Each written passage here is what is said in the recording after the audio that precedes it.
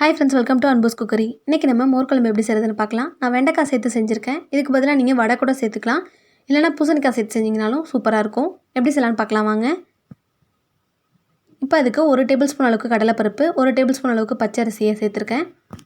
இதை ஒரு 2 தடவை வாஷ் பண்ணிட்டு கொஞ்சமாக தண்ணி சேர்த்து ஒரு 20 நிமிஷம் போல் ஊற வச்சுக்கலாம். இப்போ இது கூட அரைக்கிறதுக்கு மசாலா நம்ம என்னென்னு பார்த்துடலாம். 1 டீஸ்பூன் அளவுக்கு சீரகம், 1 டீஸ்பூன் அளவுக்கு மிளகு, ஒரு சின்ன துண்டு இஞ்சி, கொஞ்சமாக பெருங்காயம், 2 பச்சை மிளகா, கொஞ்சமாக தேங்காய் எடுத்திருக்கேன். பச்சை மிளகாவும் மிளகும் தான் இதுக்கு காரம், அதனால் உங்கள் காரத்துக்கு தகுந்தபடி சேர்த்துக்கோங்க. இப்போ இது எல்லாத்தையும் மிக்ஸி ஜாரில் சேர்த்துறேன். மிக்ஸி ஜாரில் சேர்த்ததுக்கப்புறமா நம்ம ஊற வச்சு வச்சுருக்கோம் பாருங்கள், பச்சரிசி கடலைப்பருப்பு, அது ரெண்டையும் சேர்த்துட்றேன். இப்போ இதில் 1 டீஸ்பூன் அளவுக்கு நான் மல்லித்தூள் சேர்த்துக்கிறேன். நீங்கள் வேணால் முழு மல்லியாக இருந்தால் அது கூட சேர்த்துக்கலாம். கொஞ்சமாக தண்ணி விட்டு நல்லா ஸ்மூத்தான பேஸ்ட்டாக அதை அரைச்சிட்டேன். இப்போ மசாலா நம்ம ரெடி பண்ணியாச்சு. அடுத்தது குழம்பு செய்ய ஆரம்பிச்சிடலாம். ஒரு கடாயில் 1 டேபிள் ஸ்பூன் அளவுக்கு எண்ணெய், ஒரு 2 காஞ்ச மிளகாய் சேர்த்துருக்கேன். கொஞ்சமாக கடுகு சேர்த்து பொரிஞ்சதுக்கப்புறமா கொஞ்சம் கருவேப்பிலை சேர்த்துருக்கேன். சின்ன வெங்காயம் நீளமாக நறுக்கி வச்சுருந்தேன், அதை சேர்த்துக்கிறேன். ஃபஸ்ட்டு வெங்காயத்தை வதக்கிடலாம்.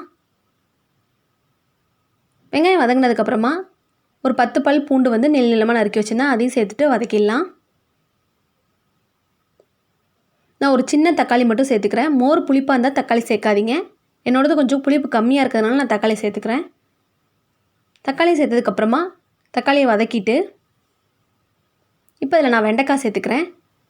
வெண்டைக்காவை இந்த மாதிரி சின்ன சின்ன பீசஸாக கட் பண்ணி வச்சுருக்கேன், அதையும் சேர்த்துட்டு வெண்டைக்காயில் அந்த பிசுபிசுப்பு இருக்குது பாருங்கள், அது போகிற வரைக்கும் வதக்கிடுங்க. வெண்டைக்காய் வேணால் நீங்கள் தனியாக கூட வதக்கிட்டு சேர்த்துக்கலாம். இப்போ வெண்டைக்காய் நல்லா வதங்கினதுக்கப்புறமா இதுக்கு தேவையான அளவுக்கு தண்ணி சேர்த்து வெண்டைக்காவை ஃபஸ்ட்டு வேக வச்சிடலாம்.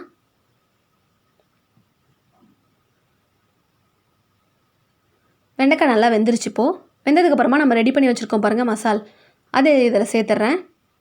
நான் ஏற்கனவே 1 டம்ளர் தண்ணி சேர்த்து தான் சேர்த்துருக்கேன். இன்னும் 1 டம்ளர் தண்ணி சேர்த்துக்கிறேன். இதில் இப்போது கொஞ்சமாக மஞ்சள் தூள் சேர்த்துக்கிறேன். இப்போ இதுக்கு தேவையான அளவுக்கு உப்பு சேர்த்துக்கலாம்.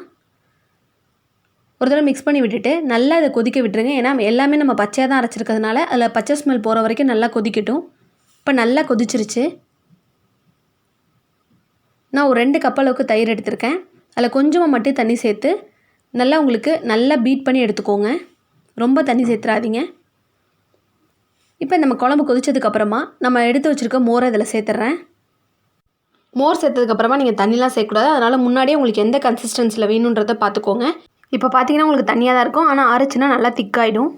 ஒரே ஒரு கொதி வந்தோன்னே உடனே ஆஃப் பண்ணிவிடுங்க. மோர் சேர்த்துருக்கிறதுனால ரொம்ப நேரம் கொதிக்க வைக்கக்கூடாது. கடைசியாக கொஞ்சமாக கொத்தமல்லி தூவி இறக்கிட்டோம்னா நம்மளோட சூப்பரான மோர் குழம்பு ரெடி ஆகிடுச்சு.